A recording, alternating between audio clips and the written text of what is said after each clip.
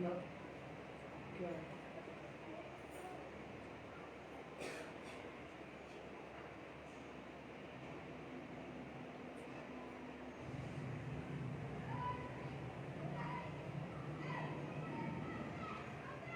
आइए हम वचन के लिए प्रार्थना करें। स्वर्गीय बाप खुदा प्रभु आपका धन्यवाद करते हैं स्वामी। प्रभु आप यहाँ तक लेकर आए हम सबको प्रभु जब वचन सीखने जा रहे प्रभु, आप तीसरे स्वर्ग से मसा किया वचन प्रभु हमारे बीच में प्रकट करें प्रभु। और जो भी सुनने वाले हैं प्रभु नेट से, फेसबुक में, यूट्यूब में प्रभु, वो लोग भी आशीष पा सके प्रभु। सारा आदर महिमा जलाल आपको देते प्रभु। आगे का समय आपके हाथ में सौंपते हैं प्रभु। प्रार्थना यीशु मसीह के पवित्र नाम से मांगते हैं, आमीन।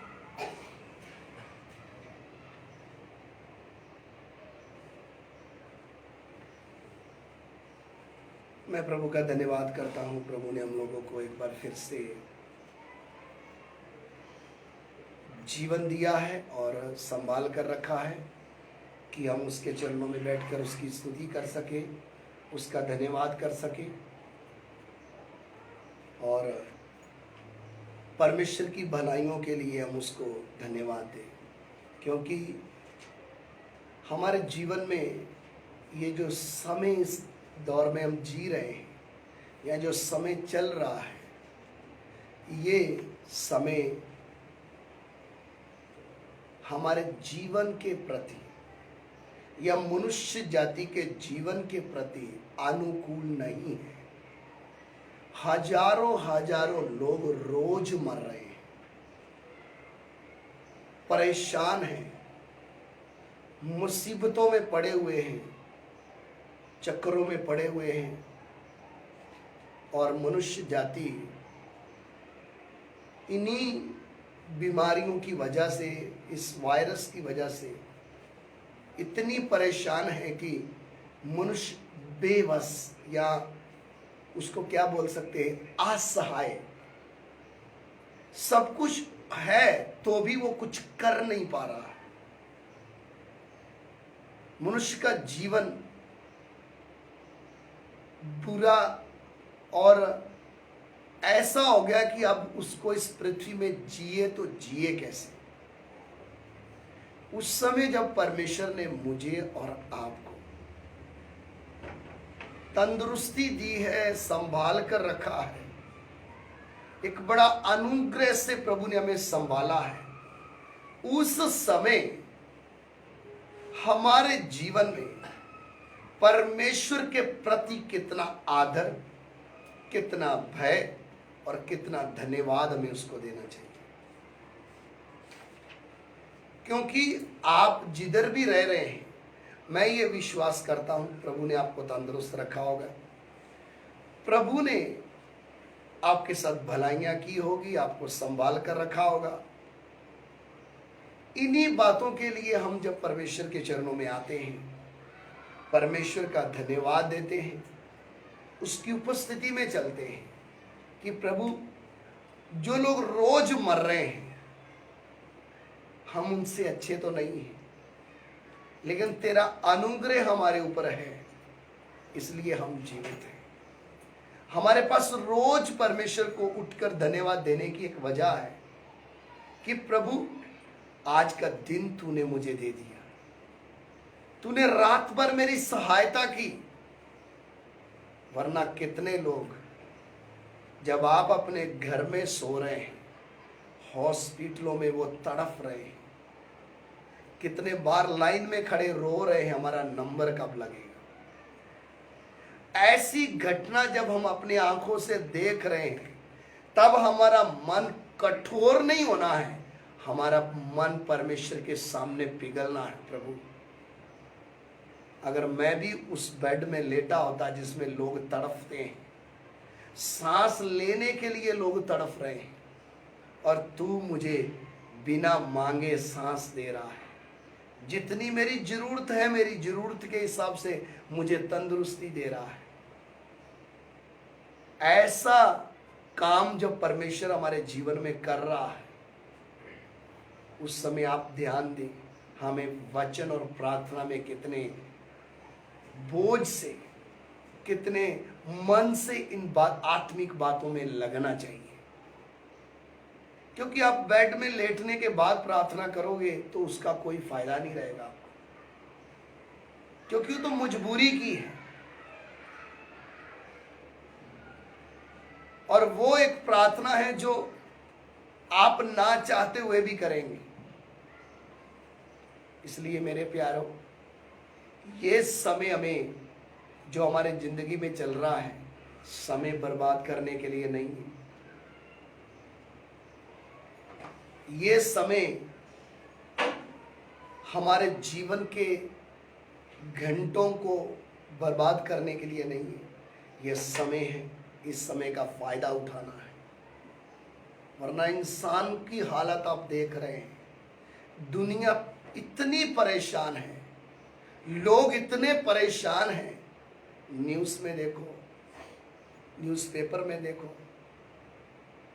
मनुष्य का अपने आप से भरोसा ही उठता जा रहा है। उसको समझ ही नहीं पड़ रहा, दिमाग काम नहीं कर रहा कि वो करे तो करे क्या। अब ऐसे दौर में जब पूरी दुनिया परेशान है, उस समय मेरा और आपका काम क्या है?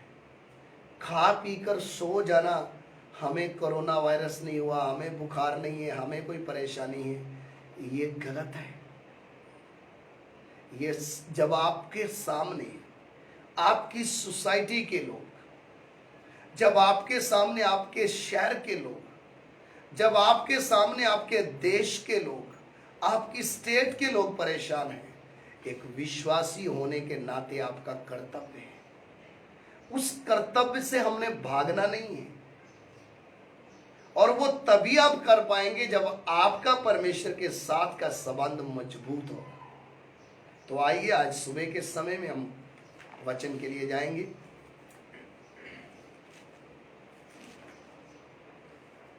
याकूब की पत्री, उसका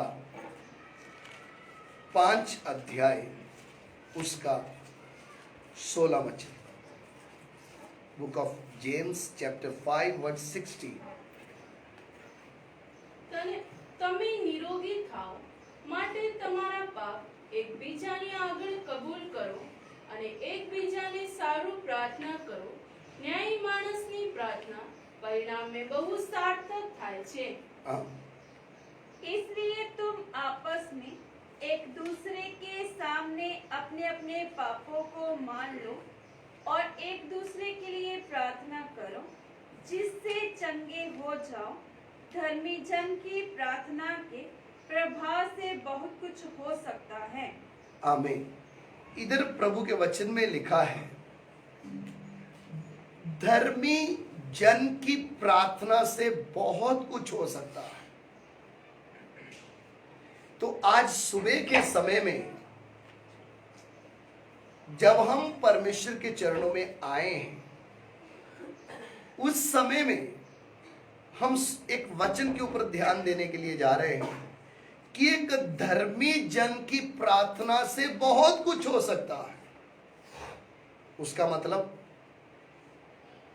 आप जब परमेश्वर के चरणों में आए,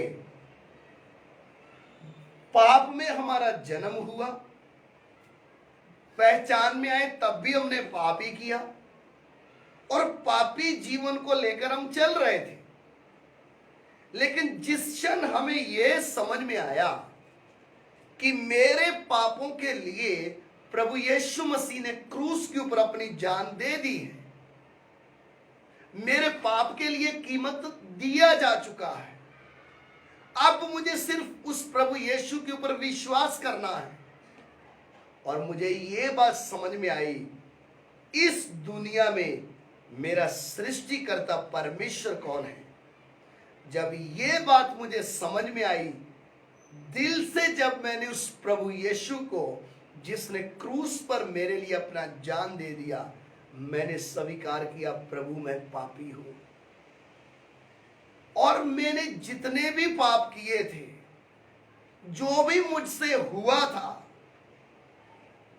प्रभु यीशु मसीह ने अपने लहू के द्वारा मेरे सारे पापों को धोया, और जिस क्षण में उसके पापों से धोया गया तो मेरी पहचान बदल गई।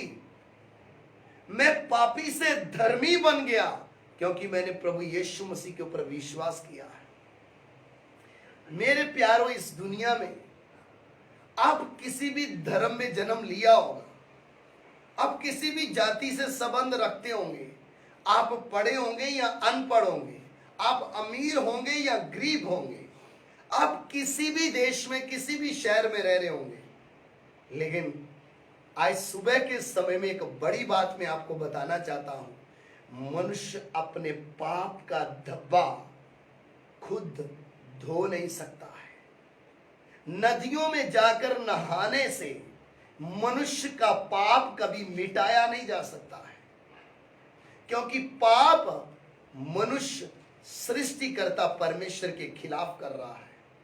और जब तक वो सृष्टिकर्ता परमेश्वर ही उसको ना मिटाए, उसको क्षमा ना करे, इस दुनिया में किसी और के पास ये अधिकार नहीं है कि मनुष्य के पापों को मिटा सके। इस दुनिया में आपको धन चाहिए, कहीं भी जाकर आप माथा टेकने से धन की प्राप्ति कर सकते हैं।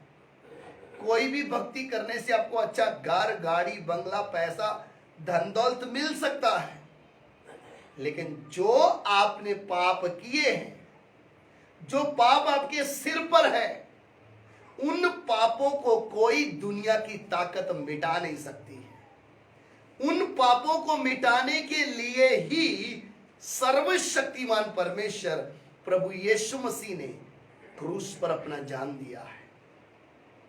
ये जीवन जिसमें आप जी रहे हैं, ये 60 साल 70 साल का जीवन है। अब कोरोना वायरस चल रहा, हम ये भी नहीं बोल सकते कि आप 50 भी निकालोगे। आप जवान हैं, कोरोना हो गया, ऑक्सीजन नहीं मिला, आपकी कहानी खत्म हो जाएगी।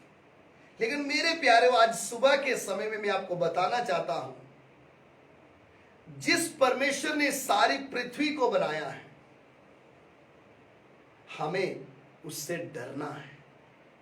क्योंकि मनुष्य जब पाप करता है, अपनी मनमर्जी करता है, तो तब वो ये भूल जाता है कि एक सर्वशक्तिमान परमेश्वर है जिसने मुझे इस पृथ्वी में भेजा है और वो मुझे वापस बुलाएगा।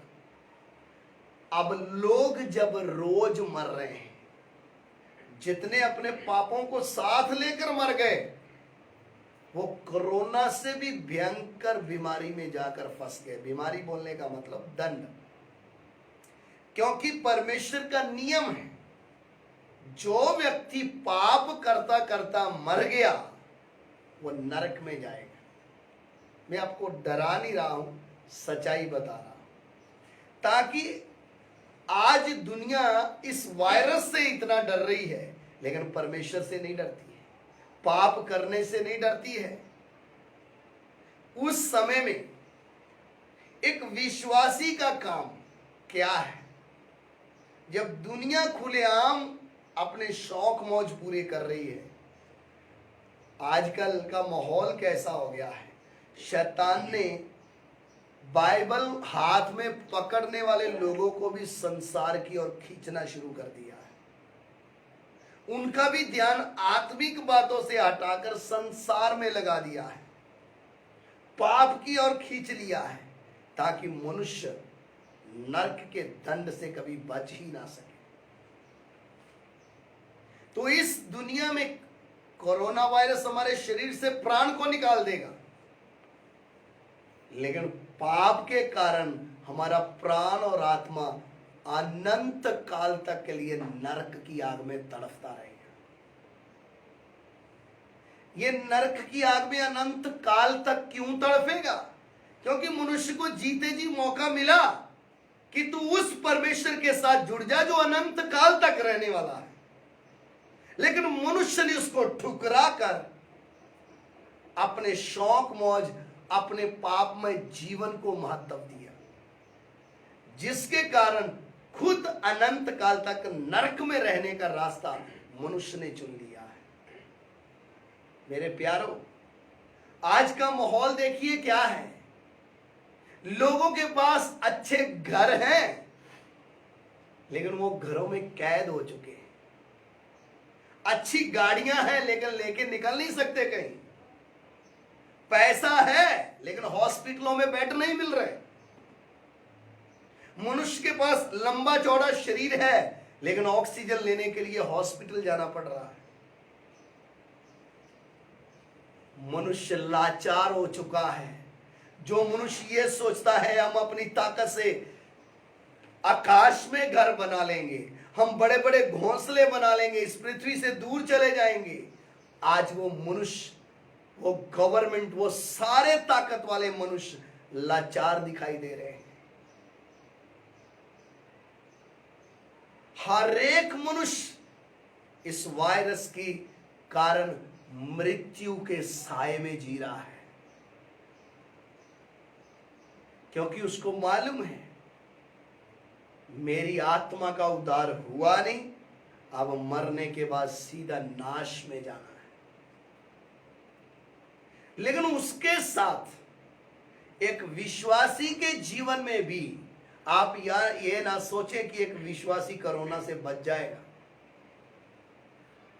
परमेश्वर के साथ का हमारा संबंध सही नहीं है तो एक विश्वासी को मृत्यु का डर सताएगा, क्योंकि परमेश्वर का काम करने का और मनुष्य के साथ चलने का एक नियम कानून है। आप उस नियम को तोड़ोगे तो परमेश्वर से क्या आशा रखोगे? इसलिए अभी अति जरूरी है हम सबसे पहले अपने आप को सुधारें। हमें नहीं मालूम आने वाले दिनों में देश की हालत कैसी हो जाएगी। हर एक व्यक्ति परेशान है। उस समय में हमें डरने की जरूरत नहीं। किससे नहीं डरना है? मृत्यु से ना डरे, जीवन देने वाले परमेश्वर से डरे, क्योंकि वो मरे के अंदर भी जान डालने की शक्ति रखता है। उसको बोलते हैं सर्वशक्तिमान। प्रभु यीशु मसीह इस दुनिया में जब चल रहे थे, एक लाजर नाम का व्यक्ति मरने के 4 दिन हो गए उसको मरकर, कब्र में भी पूर दिया, पत्थर भी रख दिया, आशा खत्म कर दी। अब ये सोच रहे थे जब क़यामत होगी तब ये क्या होगा।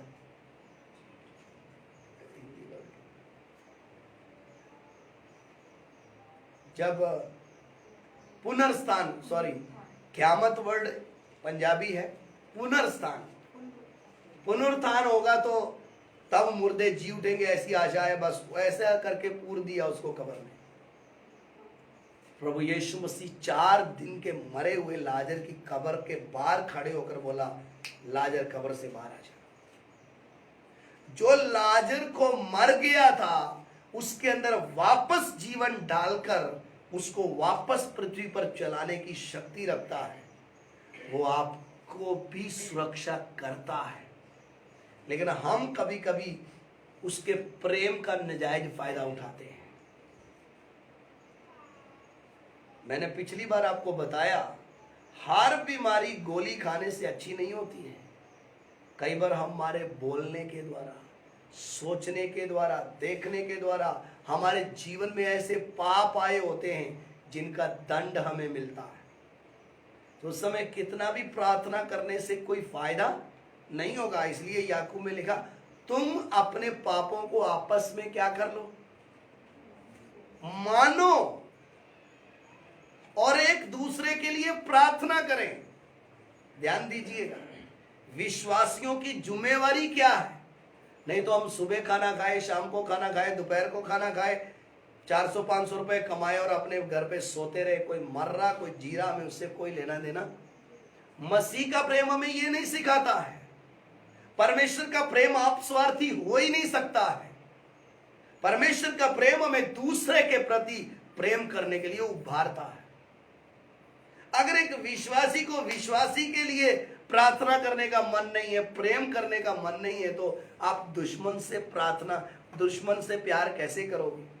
एक सताने वाले के लिए प्रार्थना कैसे कर पाओगे? आपको एक विश्वासी के लिए समय नहीं है कि मैं उसके लिए प्रार्थना करूं। अन्य जाति के लिए आप क्या करोगे? इसलिए मसीह जीवन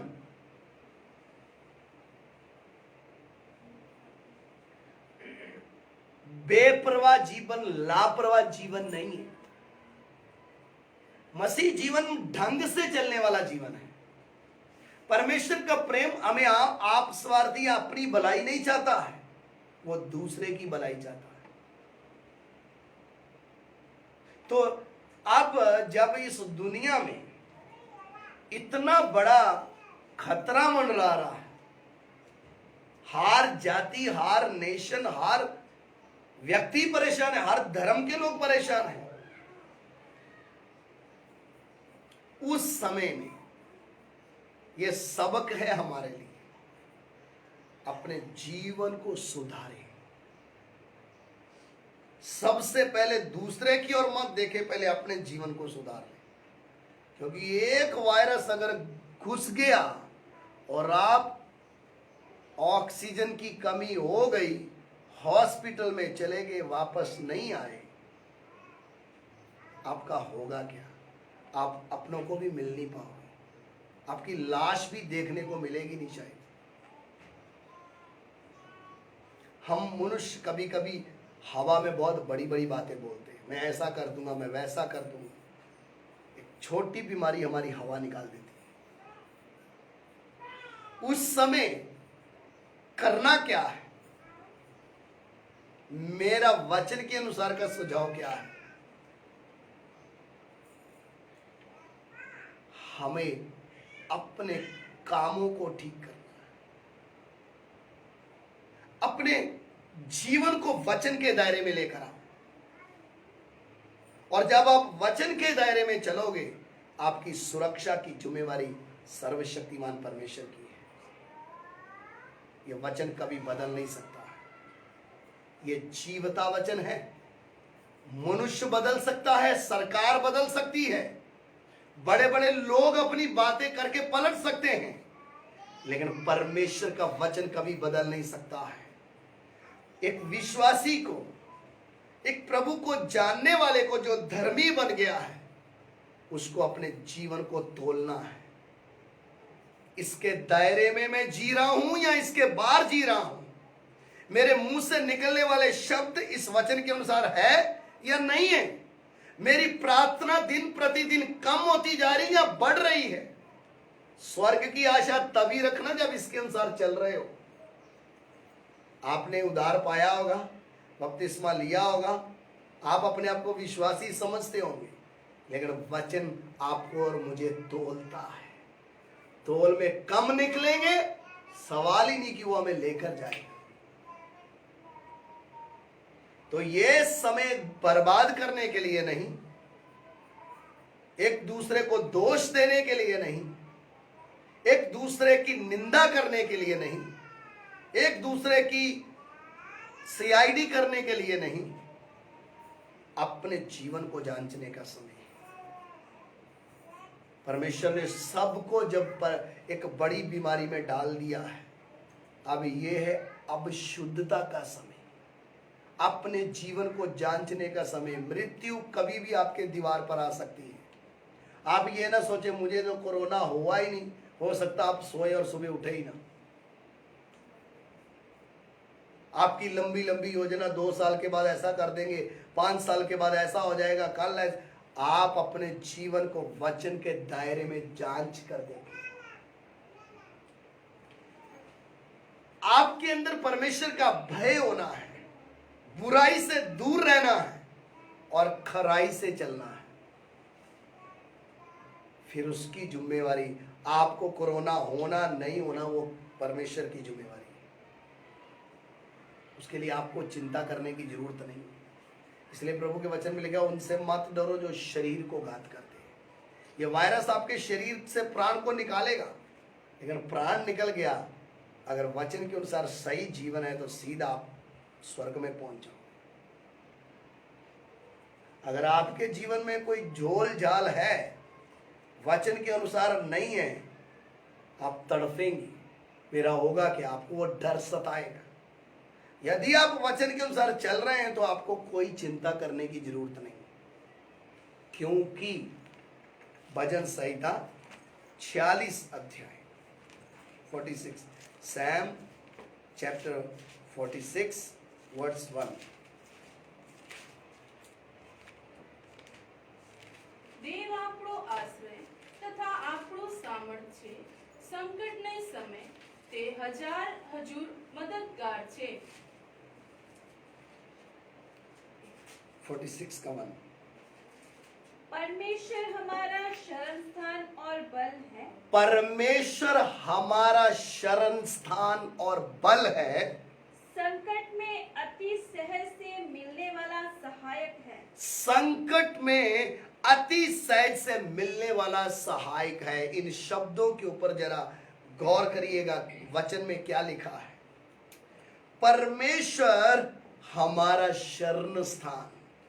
शरण स्थान किसको बोलते पता है? जैसे आज लोगों को कोविड हो जाता है और फटाफट जाके हॉस्पिटल के बेड में लेट जाते हैं और ऑक्सीजन चढ़ा लेते हैं ना, तो इनको मन में तसल्ली आ जाती है कि थोड़ा मुझे अब शांति हो गई, अभी मैं थोड़ा ठीक हूं। शरण स्थान का अर्थ क्या है? जिधर हमें संकट मुसीबतों से बचने के लिए स्थान मिल जाए, जगह मिल जाए और उधर हमें कोई खतरा ना हो। शरण स्थान। मेरे प्यारो, वचन कहता है परमेश्वर हमारा शरण स्थान है। वो आपका शरण स्थान है तो आपके मन में भी ये विश्वास आना है कि वो मेरा शरण स्थान है। नहीं तो आप रोएंगे बीमारी में, चिल्लाएंगे मुझे ले जाओ कहीं, कहीं मैं मर ना जाऊं। अगर वो आपका शरण स्थान है, आपको इतनी तसल्ली होगी, मैं मेरे शरण स्थान के साथ हूं, मुझे चिंता करने की जरूरत नहीं है। मैंने एक भाई के बारे में सुना, उसको कोरोना हो गया। 15 दिन उसने अपने आप को 10-12-15 दिन उसने अपने आप को होम क्वारंटाइन किया, बिल्कुल किसी से भी मिला नहीं, बात नहीं किया, मेडिसिन लिया, अच्छे से सब खाया। फिर 1-2 दिन के बाद उसको सांस चढ़ने लगा, तो उसको ऐसे लगा मैं अपने आप को हॉस्पिटल में एडमिट करवा लेता हूं, शायद मुझे प्रॉब्लम ज्यादा है। जब वो हॉस्पिटल में एडमिट करने के लिए अपने आप को गया, हॉस्पिटल वाले ने उनका सीटी स्कैन किया और उनको चेक किया अच्छे से और देखा और बोला ये रिपोर्ट लेकर जाओ, आपको कोरोना नहीं है, आप नेगेटिव है आपकी रिपोर्ट और आप घर में चले जाओ। और वो व्यक्ति उस रात घर में आया और रात के 1 बजे से लेकर सुबह 5 बजे के बीच में उसको मृत्यु हो गई, अटैक आ गया। यानी आप ये ना सोचे कि कोरोना से ही मरेंगे, जब समय आ गया तो आप कहीं भी होंगे, किस भी परिस्थिति में होंगे, वो ले जाएगा। लेकिन इस पृथ्वी में रहते समय दुनिया के लोग डरे हुए हैं क्योंकि उनके पास कोई शरण स्थान नहीं है। उस समय मुझे अपने जीवन को इस वचन के अनुसार लेकर चलना है और सावधानी रखने की हमारी जिम्मेवारी है। हम बोले प्रभु हमारे साथ है, हम मास्क नहीं पहनेंगे, हम हाथ नहीं धोएंगे, हम किसी के साथ भी चिपक जाएंगे, तो ये आपकी मूर्खता होगी। परमेश्वर ने बुद्धि क्यों दी है आपको? इसको इस्तेमाल करने के लिए, ढक्कन लगा के बंद करने के लिए नहीं है, इसको इस्तेमाल करना है ताकि, क्योंकि दुनिया के लोगों के पास जो बुद्धि है उससे बढ़कर बुद्धि किसके पास है? एक विश्वासी के पास स्वर्गीय बुद्धि है।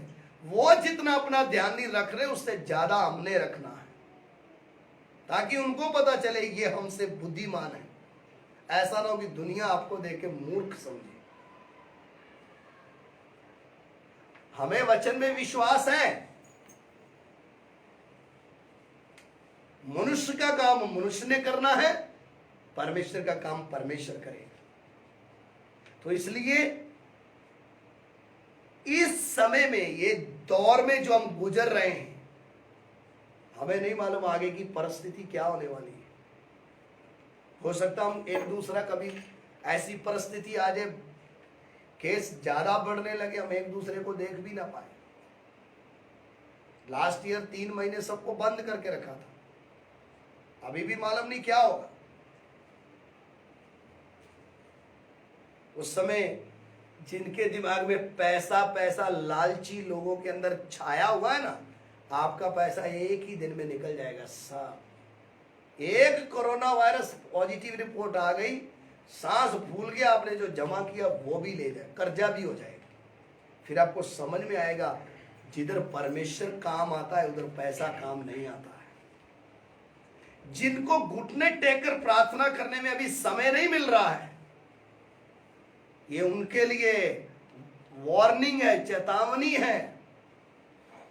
क्या परमेश्वर आपका शरण स्थान है? क्या आपके अंदर भरोसा है कि मैं भागकर मेरे शरण स्थान में चला जाऊंगा तो मुझे कुछ भी हानि नहीं होगी? ऐसा विश्वास आपके अंदर आना है तो उस परमेश्वर को नजदीकी से देखना है, आपने महसूस करना है। और वचन में लिखा वो हमारा शरण स्थान और बल है। इस दुनिया में बड़े बड़े बली लोग हैं, ताकतवर लोग हैं, ये कोरोना वायरस ने सबकी घंटी बजा दी है।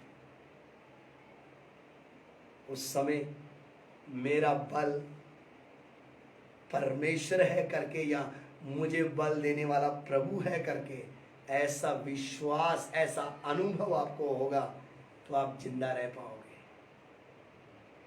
वो आपको ऐसा बल देगा कि कितनी भी महामारी फैल जाए, अगर उसकी इच्छा नहीं है तो आपको कुछ भी होने वाला नहीं। लेकिन उसके लिए टूटे हुए मन के साथ, परमेश्वर के भय के साथ, पवित्रताई के साथ इस वचन के अनुसार चलने वाला जीवन चाहिए। आप ये ना सोचे मैं किधर कुछ भी कर लूं, जैसे तैसे भी जी लूं। प्रभु है ना, हम प्रार्थना करा लेंगे पास्टर से, ना तो पास्टर की सुनेगा ना आपकी सुनेगा।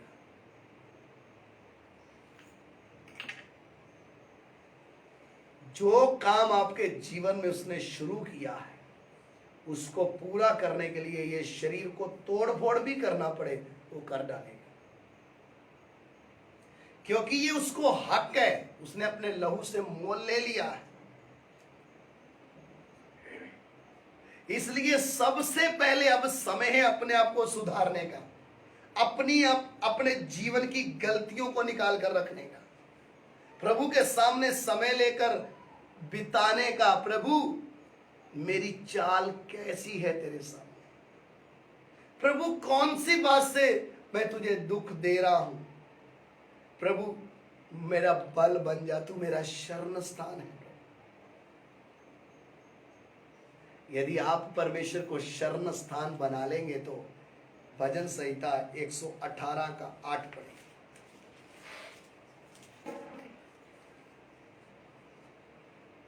માણસનો ભરોસો કરવા કરતા યહોવા પર આધાર રાખવો સારો છે।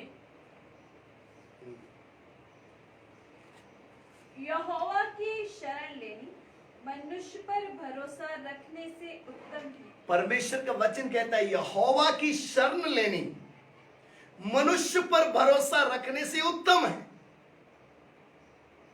उसका मतलब क्या है? आप जब विश्वासी हैं, आपने जब परमेश्वर को अनुभव किया है, आपको यह सत्य मालूम है इस पृथ्वी की मृत्यु मेरा कुछ नहीं बिगाड़ सकती। मेरे पास एक आशा है। वो आशा में क्या आता है? मरने के बाद मैं मेरे प्रभु के साथ स्वर्ग में वास करूंगा। लेकिन वो आशा तभी आपके अंदर आएगी जब आप वचन के अनुसार चल रहे हैं। वो हिम्मत आना है तो किसी के अंदर घुस के कोरोना है वो नहीं, आपको स्वप्न में या दर्शन में या आपके सामने भी आकर खड़ा हो जाए, ये वायरस हूं मैं, खा जाऊंगा आपको, तो भी आपके अंदर ये भरोसा होना है जिसने दानियल को शेरों की मान से निकाला, जिसने आयुब के चारों ओर बाड़ा बांधा था, मेरा शरण स्थान वो परमेश्वर है, मेरा बल वो है। उसके लिए चाल भी ऐसी होनी है। दानियल दिन में 3 बार प्रार्थना करता था, और हम प्रार्थना कब करते हैं?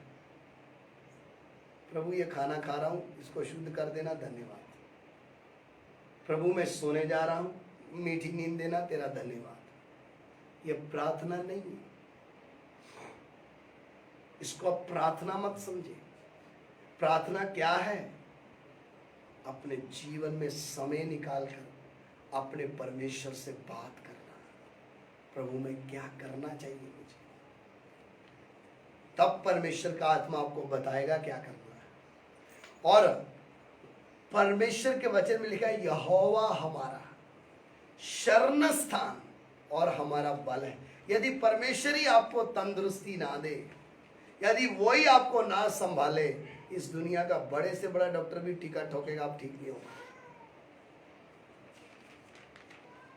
इसलिए खाट पे लेटते समय, प्रभु मुझे तो क्या सिखाना चाहता है, प्रभु इस बीमारी के दौरान मेरे जीवन में जो कमियां क्या आई, प्रभु मुझे और साफ कर दे, ताकि मैं शुद्ध हो जाऊं, मेरा स्वभाव अमर हो जाए। क्योंकि कई बार हम मनुष्य होते समय हम इतनी भी बात सहन नहीं करते।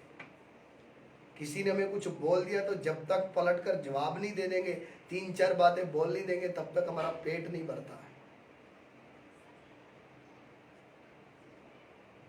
हमारा स्वभाव बिगड़ा हुआ है, उसके कारण ही हमें झटके लगते हैं, ताकि हम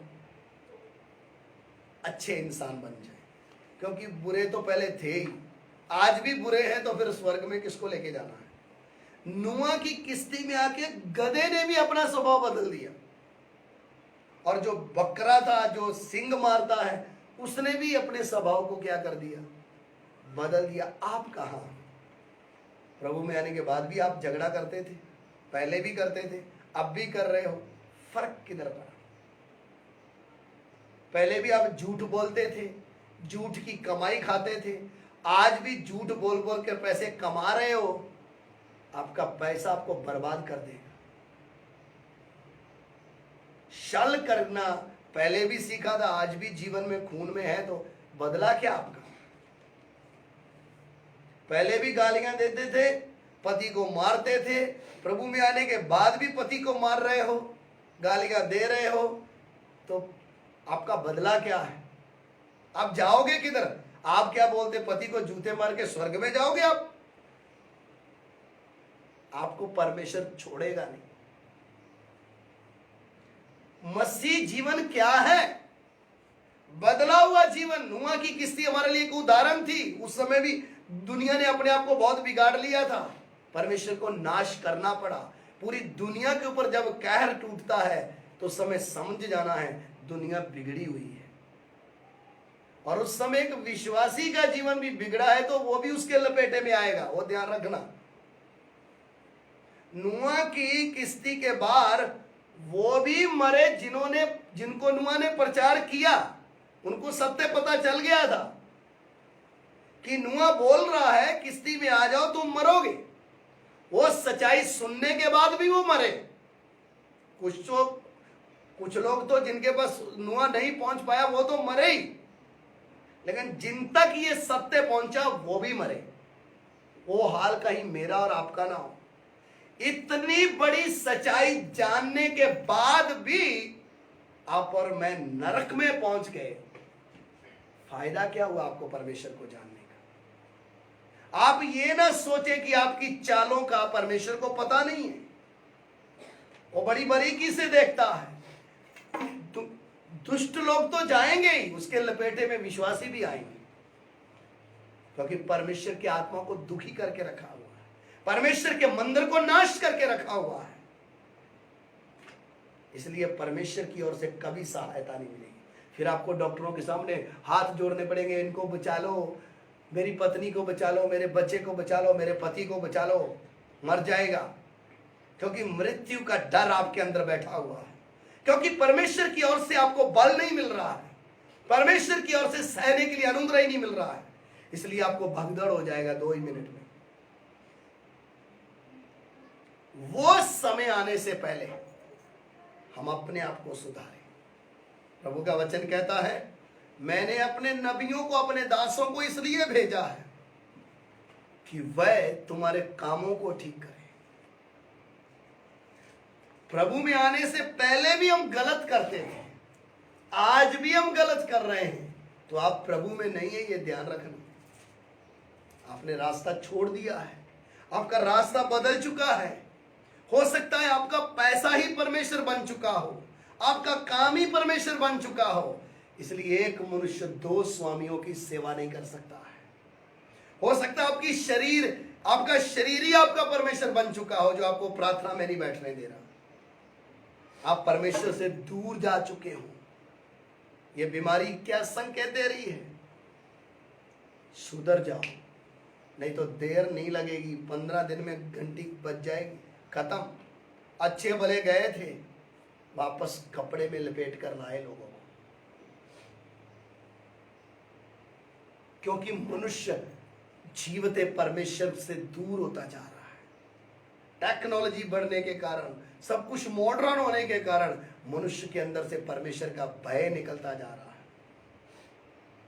उस समय आप और मैं विश्वासी हैं, सबसे पहले मेरे कामों को मैंने ठीक करना है। एक एक विश्वासी भाई बहन ने अपने जीवन को तोलना है। आज प्रभु, आज मृत्यु की घंटी बज गई, आज रात, कल सुबह मृत्यु की घंटी बज गई और मैं उठ गया तो मैं जाऊंगा कहां? हम आपके जीते जी आपका जीवन वचन के अनुसार नहीं, तो हम आपके मरने के बाद स्वर्गवासी नहीं बोलेंगे, हम नरकवासी ही बोलेंगे, क्योंकि आपने परमेश्वर को दुख दिया है। आपके जीवन में प्रार्थना नहीं, आपका जीवन वचन के अनुसार नहीं, हम कभी नहीं बोलेंगे आप स्वर्ग में गए, क्योंकि जीते जी हनोक के उठाए जाने के पहले लोगों ने ये साक्षी दी, इसके जीवन से परमेश्वर खुश है। तब उसको चलते चलते परमेश्वर ने उठा लिया है। वो घटना अभी भी होने वाला है। कलीसिया उठाए जाने से पहले एक कलीसिया के एक व्यक्ति ने अपने जीवन से परमेश्वर को खुश करना है। अगर हम ये सोच रहे हैं हमारे धंधे कैसे बढ़ जाए, हमारी इनकम कैसे बढ़ जाए, अरे भाई खाने पीने को मिल रहा है, धन्यवाद करो। ऐसा ना हो कि इतने दूर चले जाओ कि वापस मुड़ने का रास्ता ही खत्म हो जाए। उसके लिए हमें परमेश्वर की जरूरत पड़ती है। और क्या लिखा है? परमेश्वर हमारा शरण स्थान, हमारा बल, और संकट में अति सहज से मिलने वाला क्या है? सहायक है। संकट में अति सहज से मिलने वाला वो हमारा सहायक है। मेरे प्यारो, परमेश्वर आपका सहायक बन गया तो आपको दुनिया में किसी से सहायता की मांगने की जरूरत नहीं पड़ेगी। उसने लिख के दे दिया, मत डर क्योंकि मैं तेरे साथ हूं, इधर उधर मत ताक, मैं तेरी सहायता करूंगा। हमारा परमेश्वर अपने वायदे से कभी बदल नहीं सकता है, लेकिन कब हमें सहायता नहीं मिलती है? जब हम उसके वचन के बाहर चलते हैं, जब हम उसको दुख देने लग जाते हैं। जिसने इस्राएलियों को मिस्र की गुलामी से छुड़ाया, उनको 10 विपत्तियां डाली, उन मिस्र के लोगों के पहलौठों को मारा, उनकी फौज को समुद्र में डालकर नाश कर दिया, समुद्र में रास्ता बना के इसराइलियों को निकाल के लाया, चट्टान में से पानी पिलाया, उनके धूप में चलने के कारण उनके लिए बादल का साया बन गया, रात ठंडी के कारण अग्नि का खंभा बन गया। वही परमेश्वर ने जब इसराइलियों ने परमेश्वर की विधियों को जानते हुए भी तोड़ डाला, परमेश्वर ने उनको वापस गुलामी में डाल दिया। आप ये ना सोचें कि परमेश्वर सिर्फ प्रेम करने वाला है, वो भस्म करने वाली आग है, उसके साथ खेलना नहीं कभी। इसलिए अपने जीवन के प्रति प्रभु घुटने टेक कर अपने लिए रोना है। प्रभु तू नहीं, हमारे सोसाइटी में कोरोना पहुंचा, हमारे सिटी में पहुंच गया, आप तक पहुंचने में देर नहीं लगेगी। आप ये ना सोचे मुझे कुछ नहीं होगा, बहुत कुछ हो जाएगा, लेकिन उसके पहले मैं अपने आप को तेरे शर्म स्थान में लेकर आता हूं। मेरा जीवन में आई भूलों को तेरे सामने रखता हूं, मेरी कमियों को तेरे सामने रखता हूं परमेश्वर, ताकि तेरी इच्छा मेरे जीवन में पूरी हो। और जब मैं अपने आप को सुधारूं, जब मेरे जीवन में ये अपने आप तसल्ली आ जाए कि अब मेरा संबंध परमेश्वर के साथ मजबूत है, उसके बाद अगला काम एक विश्वासी का अति जरूरी क्या है, उसको अपने देश के लिए, अपने शहर के लिए प्रार्थना करना। जो लोग नाश में जा रहे हैं उनके लिए प्रार्थना करना है कि प्रभु इनको बचा ले। जब आपको पता चल रहा है लोग नाश हो रहे हैं, इनके लिए प्रार्थना करने का काम प्रभु ने आपको दिया है। उसका कारण वचन में है। परमेश्वर ने अब्राहम को बताया, लूत मैं सदोम और अमोरा को नाश करने वाला हूं। जब अब्राहम को यह पता चल गया सदोम नाश होने वाला, उसका रिश्तेदार उधर रहता था, भतीजा लूत। अब्राहम ने परमेश्वर से क्या बात की, आइए हम उत्पत्ति की पुस्तक में आए। बेशक अब्राहम सदूम में नहीं रहता था, बेशक अब्राहम ने मरना नहीं था, बेशक वो लूत उसको छोड़कर चला गया था, तो भी अब्राहम के शब्द क्या है? आप प्रभु के वचन से पढ़ें 22 वचन, उत्पत्ति की पुस्तक 18 अध्याय 22 वचन, जेनेसिस चैप्टर 18 वर्स 23। અને તે પુરુષો ત્યાંથી વળીને સદોમ ભળી ગયા અને અબ્રામ યહોવાની આગળ હજુ ઊભો રહ્યો અને ઇબ્રામ પાસે આવ્યો ને બોલ્યો, શું તું દુષ્ટોની સાથે ન્યાયીઓની પણ નાશ કરશે? કદાચ તે નગરમાં 50 ન્યાયી હોય તો શું તેનો નાશ કરશે? ને તેનામાં 50 ન્યાયીને લીધે તે જગા નહીં બચાવે? आगे એવી રીતે આવું કરવા તારાથી વેગળું થાવ, એટલે દુષ્ટોની સાથે ન્યાયીઓનો સંહાર કરવો અને એમ ન્યાયી અને દુષ્ટોની બરાબર ગણવા, એ તારાથી વેગળું થાવ। આથી પૃથ્વીનો ન્યાયાધીશ શું ન્યાય નહીં કરશે? हाँ, हिंदी में पढ़े। तब वे पुरुष वहां से मुड़ के सदोम की ओर आगे जाने लगे, पर अब्राहम यहोवा के आगे खड़ा रह गया।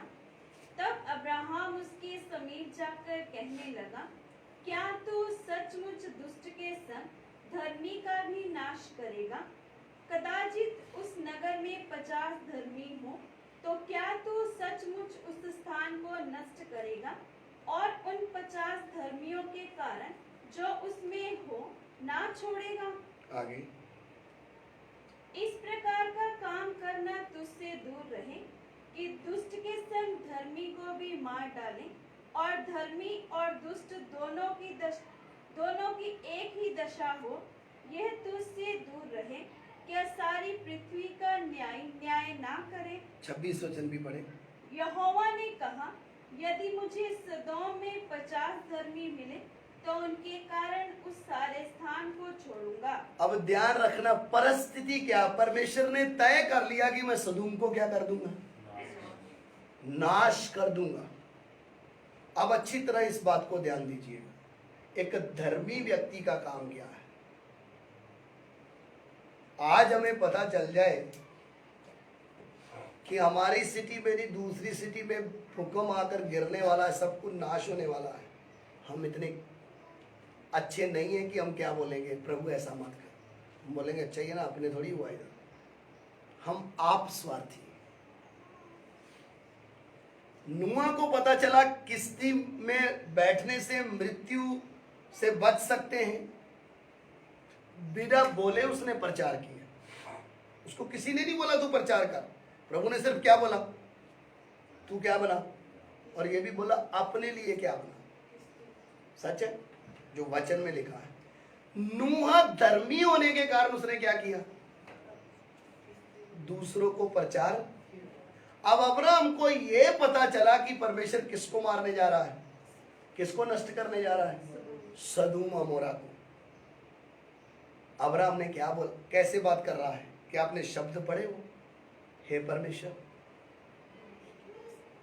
क्या तू धर्मियों दुष्टों के संग धर्मियों को भी नाश कर देगा, तेरा इतना क्रोध है, तू न्यायी नहीं है।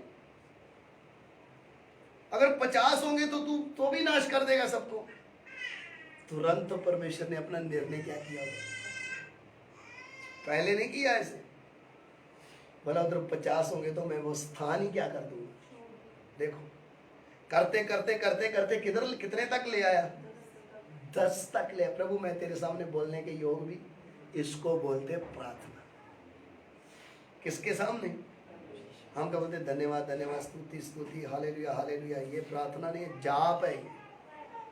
जैसे लोग अपने भगवानों का जाप करते ना, ऐसे जाप करते हो। प्रार्थना क्या है, प्रभु मैं तेरे से ये बात करना चाहता हूँ, ये काम तुझे करना है, मैं तेरा बेटा हूं ना, तूने मुझे अपना बेटा बनाया ना, मेरी प्रार्थना सुन नम्रता के साथ।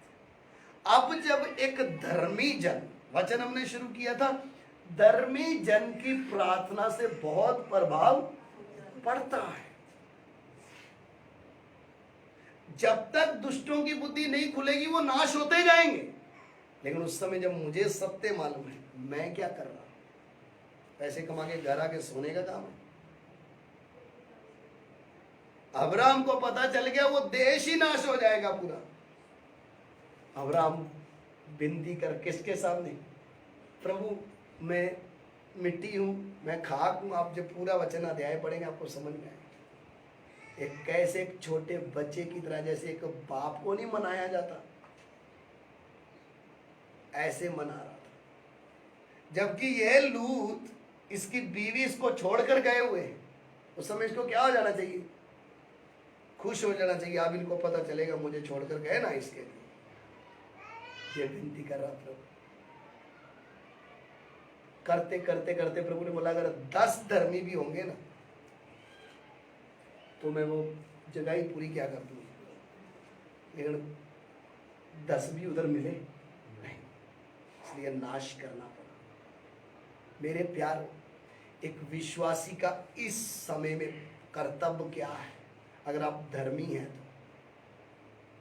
प्रभु मेरा देश बर्बादी की ओर जा रहा है, मेरा नगर, मेरा शहर, मेरा सोसाइटी में ये वायरस ने लोगों को परेशान किया हुआ है। प्रभु तू हल नहीं निकालेगा तो भले 10 वैक्सीन भी लगाएंगे तो भी मनुष्य बचने वाला, तू तोड़ निकालेगा, तू रास्ता निकालेगा, तभी मनुष्य जिंदा रह पाएगा। लेकिन 2 कारण, सबसे पहले हमें अपने जीवन को ठीक करना है, फिर हम दूसरों के लिए प्रार्थना करना है। अब्राहम ने दूसरों के साथ को बचाने के लिए परमेश्वर से क्या की, विनती की, प्रार्थना की, प्रभु इनको बचा ले, प्रभु ये नाश में जा रहे हैं। किसी ने नहीं बोला उसको, ये इन दिनों में एक विश्वासी की प्रार्थना होनी चाहिए। तभी आप अपने, आपके रिश्तेदार भी कितने हैं जो इस बीमारी के द्वारा नाश में चले जाएंगे, हम उनके लिए कर क्या रहे हैं। हमें आशा है मरने के बाद हम स्वर्ग में पहुंचेंगे, लेकिन उनको आशा नहीं है। उनको बचाने के लिए हमने प्रार्थना करना, प्रभु तेरा सत्य अभी तक इनको मालूम नहीं पड़ा, प्रभु इनको जीवन दे ताकि इनको मैं सत्य बता सकूं। ये प्रार्थना से बंद रास्ते खुल जाते हैं। ये प्रार्थना ही है जो आपके जीवन को संभाल कर रखती है। ये प्रार्थना ही है जो आपको अगुवाई में आगे क्या करना है, परमेश्वर की आत्मा अगुवाई करती है।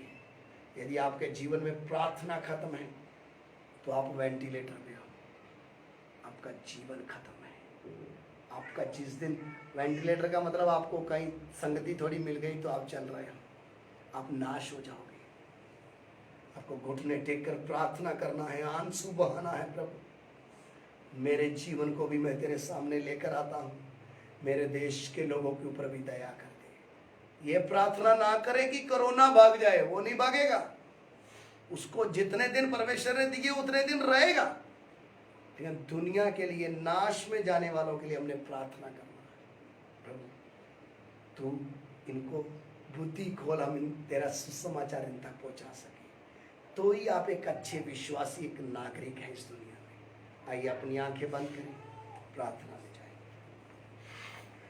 स्वर्गीय पिता, हमने तेरे वचनों को सीखा है प्रभु, ये वचन एक एक के जीवन में आशीष का कारण बने प्रभु। आप एक एक को तंदुरुस्ती दो प्रभु।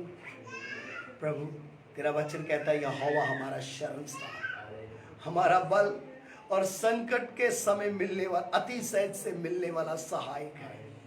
प्रभु तू हमारा सहायक बन जा परमेश्वर। प्रभु एक एक का भरोसा तेरे ऊपर हो जाए। एक एक विश्वासी भाई बहन को अपने लिए नहीं, नाश होने वालों के लिए भी वो दर्द आ सके परमेश्वर। दिए हुए समय के लिए हम तेरा धन्यवाद करते हैं। तेरा अनुग्रह के ऊपर बना रहे। हमारी विनती को सुनिए और ग्रहण कीजिए यीशु मसीह के नाम से। अब हमारे प्रभु यीशु मसीह का अनुग्रह, पिता परमेश्वर का प्रेम, पवित्र आत्मा की सहभागिता पवित्र लोगों के साथ यीशु मसीह के दूसरे आगमन तक सबके साथ होती रहे। आमीन।